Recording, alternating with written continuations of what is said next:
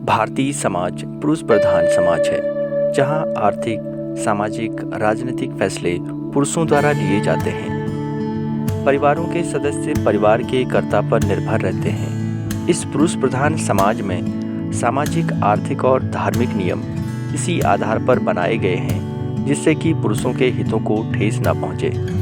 लैंगिक आधार पर असमानता साफ तौर पर देखा जा सकता है, जहां पुरुषों द्वारा महिलाओं को आने जाने, खाने पीने, पहनने और रहन सहन आदि में विभिन्न प्रकार के नियम धर्मों पर बांधा हुआ है।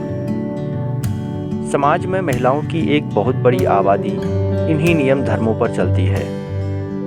इस पुरुष प्रधान समाज में शादी समारोह भी उसी तर्ज पर आधारित हैं, जहां एक पुरुष महिला को शादी करके उसे अपने घर ले जाता है और ऐसा करके वह समाज में अपने शौर्य को दर्शाता है। एक पिता, भाई, ससुर अपना सम्मान स्त्री में खोजते हैं और एक महिला को अपनी देखरेख और सुरक्षा में रखते हैं। समाज में आपको दो वर्ग मिलेंगे। एक वर्ग जो सीधे तौर पर रूढ़िवादी विचारधारा से ओतप्रेत होते हैं और यह सीधे तौर पर पुरुष मानसिकता का प्रतिनिधित्व करते हैं और उनके समाज के नियमों का उल्लंघन करने पर वह महिला के प्रति अत्याचार और प्रावधान के तौर पर दंड प्रक्रिया का कड़ाई से पालन करते हैं। तथा दूसरे वो जो प्रत्यक्ष तौर पर महिला अधिकारों या उनके हक की बात करते दिखाई देते हैं, परंतु अप्रत्यक्ष तौर पर पुरुषवादी विचारधारा का प्रतिनिधित्व करते हैं। ये महिला सशक्तिकरण की बात तब तक करते हैं जब तक कि इनके विचारों या अधिकारों का हनन ना हो और महिलाओं का उपयोग उनके फायदे के लिए हो।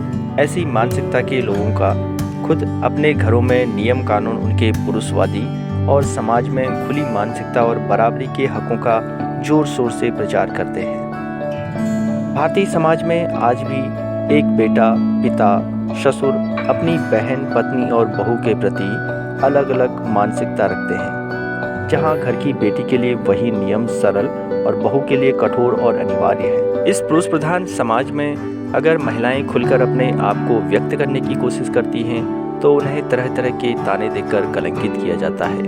वो खुलकर दिन रात घूम नहीं सकती।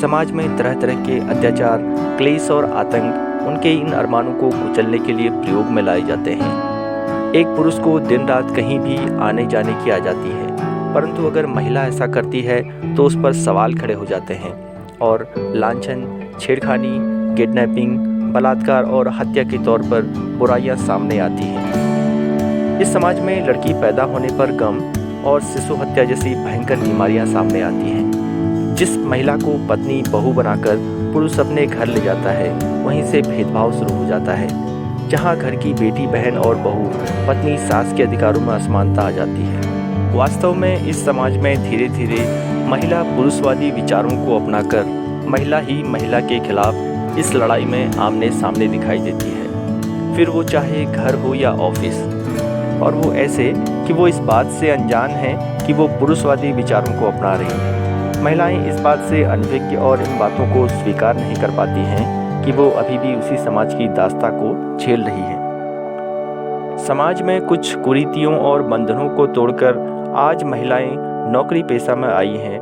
तथा कुछ मामलों में जागरूक हुई हैं और आर्थिक तौर पर सशक्त हुई है।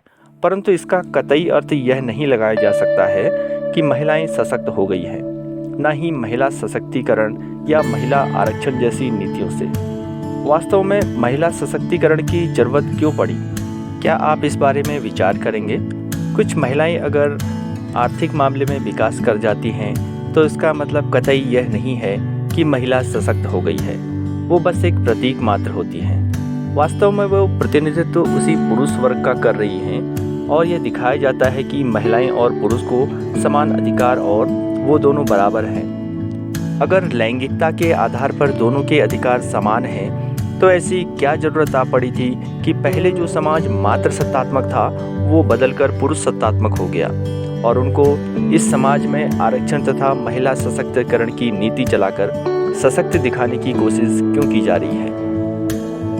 हम अपने घरों का ही उदाहरण लेकर चलते हैं, जहां कर्ता यानी घर का प्रमुख पुरुष होता है और सारे फैसले उसी के अनुसार लिए जाते हैं। घर के सारे नियम पुरुषों द्वारा बनाए जाते हैं समाज में महिला को कहाँ जाना है, क्या पहनना है, क्या खाना है, यहाँ तक कि पुरुषों की दीर्घायु के लिए व्रत जैसे विधान, किसी भी निर्णयों में महिलाओं की भागीदारी को अपने स्वार्थ और लाभ के लिए देना। अगर शहरों की बात करें तो शहरों में यही चीज़ एक अलग ढंग से देखने को मिलती है। शहरों का निर्माण ही व्यापार और बाजार के रूप में हुआ है। यहाँ पूंजीवाद हावी होता है और चूंकि फैक्ट्रियों दफ्तरों में श्रम उत्पादन की ज़रूरत होती है, इसलिए पुरुष के साथ साथ महिलाओं का भी श्रम उपयोग में लिया जाता है। यहाँ महिलाएं भ्रमित रहती हैं कि वो सशक्त हो गई है, परंतु वास्तव में वहाँ भी वो पुरुषवादी विचारों का ही समर्थन करती हैं और प्रतिरूप, ईर्ष्या, द्वेष, घमंड और अभिमान की भावना जन्म लेती है। समाज में लैंगिक असमानता इस बात को दर्शाती है कि पूंजी का प्रभुत्व पुरुषवादी विचारधारा करती है, जो हीरो की तरह अपने आप को समाज में स्थापित करती है और इंसान पूंजी रूपी चक्र में फंसकर उसी को जिंदगी का उद्देश्य मान बैठता है और अपनी समझ को विकसित नहीं कर पाता है। और ऐसे में महिला का अस्तित्व पुरुष पे ही निर्भर हो जाता है और महिला सशक्तिकरण जैसी नीतियाँ यहाँ पे काम नहीं कर पाती। महिला सशक्तिकरण का अर्थ होता है कि महिला को हर तरीके से सशक्त बनाना, परंतु ऐसी जरूरत क्यों आ पड़ी कि महिला सशक्तिकरण की नीति अपनानी पड़ी। विचार करें, क्या महिला सशक्तिकरण जैसी नीतियों से महिलाओं को वही समान अधिकार और जीने का वही नजरिया मिलेगा? महिला सशक्तिकरण का ये भी कतई अर्थ नहीं है कि समाज में महिलाओं के विचारों का ही प्रभुत्व हो। वास्तव में महिला तभी सशक्त होगी जब समाज में पुरुष और महिलाओं के विचार एक समान होंगे और दोनों का मत एक समान होगा, दोनों के अधिकार एक समान होंगे। इसी थैले में अगर छेद हो जाता है तो हम उस छेद को टाँके की सहायता से भरने का प्रयास करते हैं। बहुत ज़्यादा छेद हो जाने पे हम कुछ समय तक तो उस थैले को चलाते हैं, परंतु एक समय ऐसा आता है जब हमें वो थैला बदलना पड़ता है और पुराने थैले की जगह एक नया थैला लेता है।